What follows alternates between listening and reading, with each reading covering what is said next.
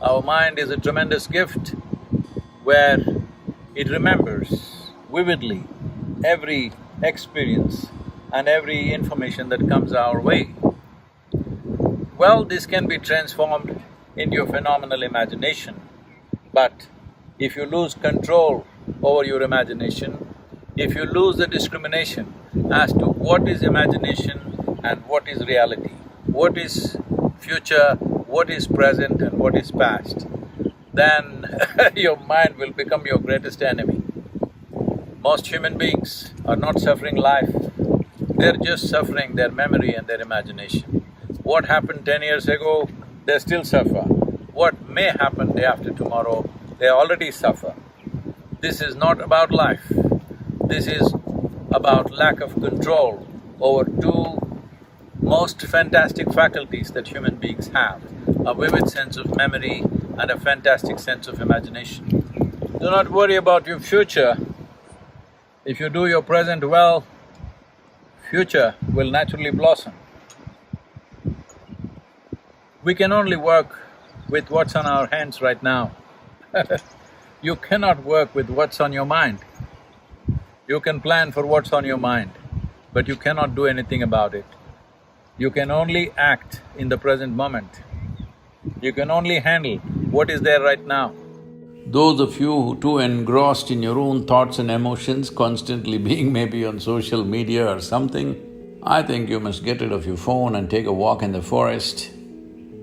If it's not possible every day, at least 1 or 2 days in a month, you might get lost somewhere. Just be in nature all by yourself, walk, sit, observe.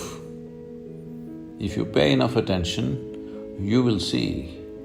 You will be so enchantingly enamored by every little thing in the existence because the way a single ant is made is too much for you and your intelligence to grasp exactly how this is made. Those who have not peeled their eyes to the creation get too enamored with their own mental creations, which is their thought, the juicy part being emotion. When your thought and your emotion becomes more important than the Creator's creation, that means you have become a perceptual tragedy. You have not realized the nature of life at all. We know many things, we can do many things, but we do not know anything in its entirety. So this is the nature of the existence. If you pay attention to it, naturally your own thought and emotion will sink to the background. You can still enjoy them, but you know how insignificant it is. So it's very important that if you want to experience the multifarious dimensions of life, you have to be non-serious. You become serious only because you have taken your own existence too seriously, though we exist here for a minuscule amount of time in this cosmos. This is a vast cosmos. The very planetary system, the solar system in which we exist is a speck. In that, planet Earth is a micro speck. In that micro speck, the place you live or the city you live is a super micro speck. In that, you have become a big man or woman, and that's the reason why you're so serious about life. It's a brief amount of time that you have as life. In this, if you take yourself too seriously, you are one big joke. The secret of life is to see everything with a non-serious eye, but to be absolutely involved like a sport. So be a sport for life. If you want to be a sport for life, you have to be able to see that your existence is of consequence for the times in which we live, but not of eternal consequence unless you touch the eternal dimension of who you really are. It's such a brief life, only in doing what you truly care for will your life become worthwhile.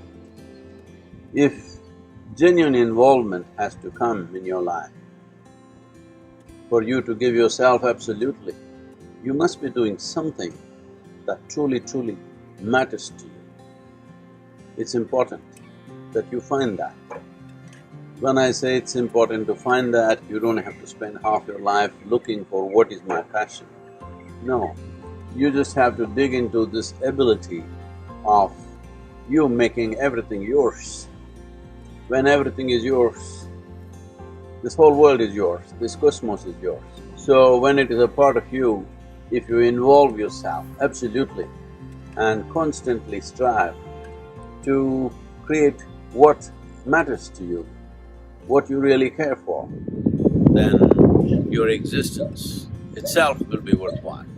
Not necessarily your actions, not necessarily what you achieve and may not achieve, but your very existence will be truly worthwhile, because just to breathe and be is a phenomenon. There is no greater phenomenon than life. If this is not worthwhile, what is?